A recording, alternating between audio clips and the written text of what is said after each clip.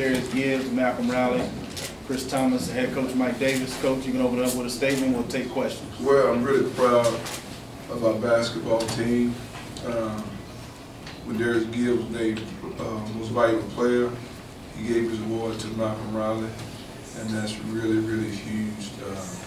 Just shows you the development of young men in this basketball program and where they're taking the level of teamwork. And so both are MVPs on our basketball team, all these guys. But for a young man to give up his SWAC MVP to a teammate is really, really big. Questions? Coach Richard Walker, Bring the Pain Sports in Houston. First of all, congratulations on the win. Thank you. Take us back to the 21 seconds remaining in the game. You guys are up by 2, and Southern calls a timeout. What do you say to this team to close the game out?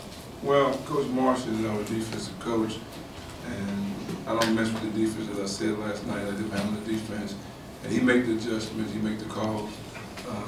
If they work, I'm happy with him. If they're not, I'm disappointed in him.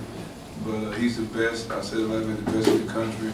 We had 5 guards out in the court for the last remaining, I think the last 5 minutes, and then Coach switched and put Nick in the game. Defensively, I thought it took us a while to make the adjustments with the intensity. It's so tough to, and I think I did a poor job of getting us ready to play today, knowing that we was in the tournament. And so we tried to focus on whoever we play next week. It's going to be a really, really good basketball team. So we're not playing today's game, we're playing today's game to get better for next week. And so I thought Malcolm took one for the team, and when it's a flagrant one, they choose who shoots a free throw. When it's a flagrant 2, the coach, we choose who shoots the free throw. I thought Big stepped up and made 2 really good free throws. I didn't know who to pick.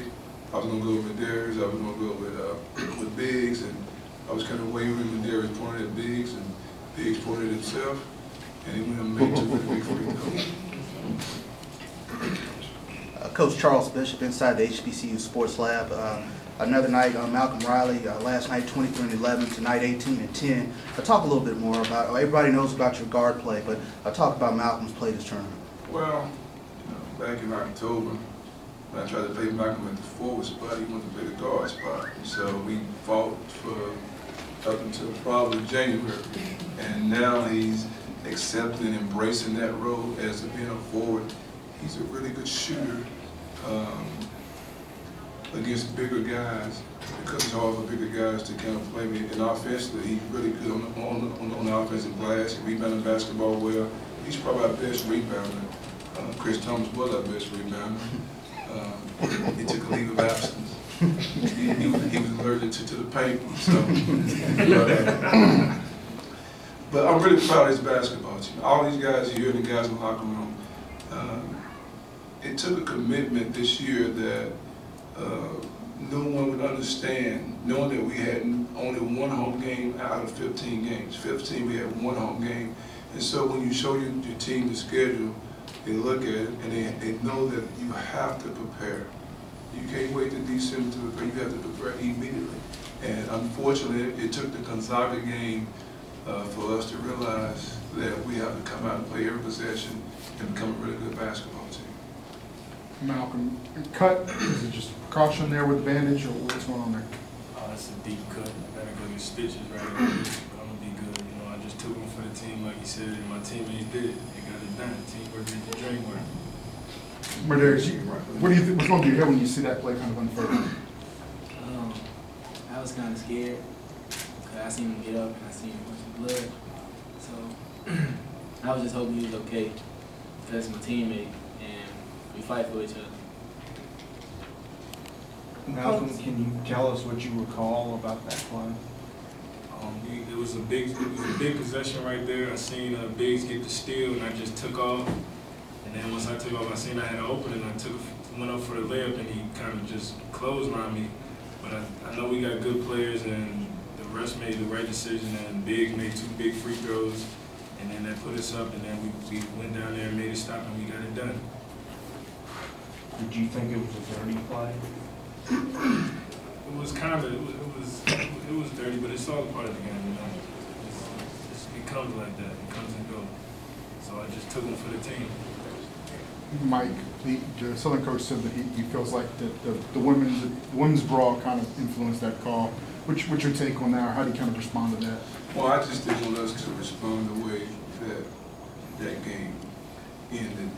And we had talked about how players like LeBron James, guys get clotheslined, they get fouled all the time.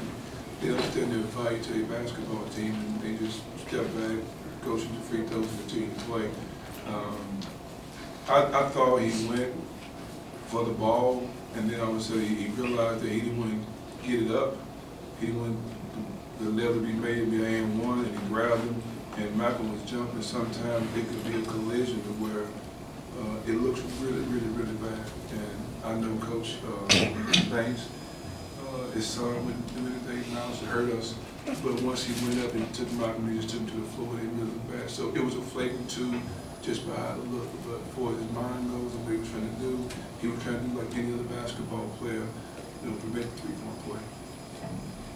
Chris, in the second half, there was a stretch where the Tigers were struggling. You seemed to take over about 3 or 4 possessions where you were really aggressive going towards the hole. Talk a little bit about your second half. Well, first of all, I didn't want to lose, I wanted to, I wasn't being aggressive first, they called the timeout, and Coach kind of got on me, and told me, yeah, he got on me. He got on me, and told me to be aggressive, and once I get a layup, I kind of think I can keep things going, it gets a little bit easier for me as I get a layup. So once I got the first layup, I kind of got my confidence up, got the second layup, and then I just start rolling, and then when I start rolling, my team start rolling, and hopefully we came out with the win.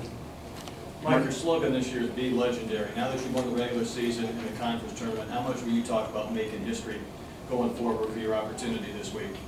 Well, it's like I talked about last night. We're in a great situation here at Texas Southern. We want to go out and play every tough team we can. We don't want any home games in November, December. We want to go and play a really good team because when we win, it's big. When we lose, people think we really should have lost anyway. We're trying to change that mindset. When we lose a basketball game, we want people to say, wow, how did they beat Texas Southern? And the way to do that is to continue to let them understand what they control. And they can control 3 things. They control effort, attitude, and their actions.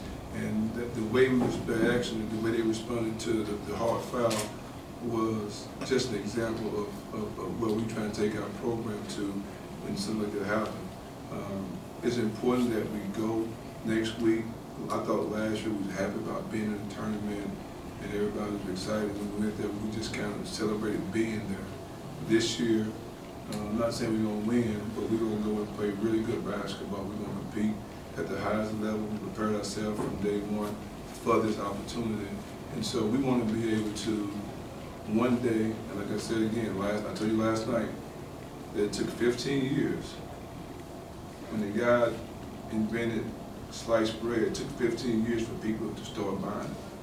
And so we are trying to be the sliced bread of the SWAC. We want to be to where we can win 6, 7, 8 non-conference games, win 17 SWAC games, and get an at-large bid. You don't have to depend on winning a tournament. But you only do that when you win big in non-conference against a really good basketball team. And we have players coming in here that can play high major basketball, but our mindset has to be a high level. And so once our mindset goes to high levels, anything is possible. I say this all the time. Anything that can be done in college basketball can be done right here at Texas Southern. We beat Michigan State, Kansas State. For a SWAC team to go and win 2 BCS schools on the road is a big feat. And we had Auburn beat with 11 seconds, and Michigan State, I think, beat Maryland today. So every time the team that we beat win, it gives us the confidence and the mindset that we can do it. And I'm just trying to get high school basketball players, junior college basketball players transferred and understand, why not come here? I mean, why not come to this program? I mean, you're going to take some bus rides, but as I told you last night, I'd rather ride the bus and go to the tournament than fly and no. And so we have a chance here to, I mean, I love bus rides.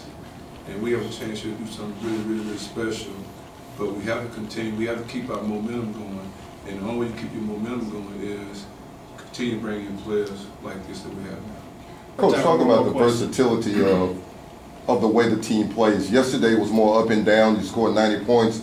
Today was more of a bump and grind type game. It was physical, and once again you showed that the team has enough poise to win close games, and that's going to be important going into the tournament. Well, we played at Indiana, we played at Eastern Washington is really good. I don't think we know how good they are. We played at Tennessee with the matchup zone. We played at Gonzaga, who I think will be a Final Four team. When I saw Gonzaga play before we played, I was just hoping we could get 30 points. And I know everybody was disappointed, we lost by 40. I was happy. You know, because it easily could have been 60. But we played enough teams that we have seen every system, every situation that you can see. I think Coach Banks, I said last night, Coach Banks is an outstanding basketball coach. I think sometimes as you watch the game, you just think guys are playing, but he really countered a lot of things that we were trying to do. The tempo and the rhythm of the game was in his favor for the first 30 minutes of the game. And then we started to get some layups. He took away all our drives. He forced our guards to go left with help from the big guys. He forced us to have to make the extra pass, and sometimes we didn't. We ended up turning the basketball and making charge. So it was more of his strategy than it was us. But we have to be able to play that style of basketball to be able to win those games. Thanks, Coach. Appreciate it. Thank you.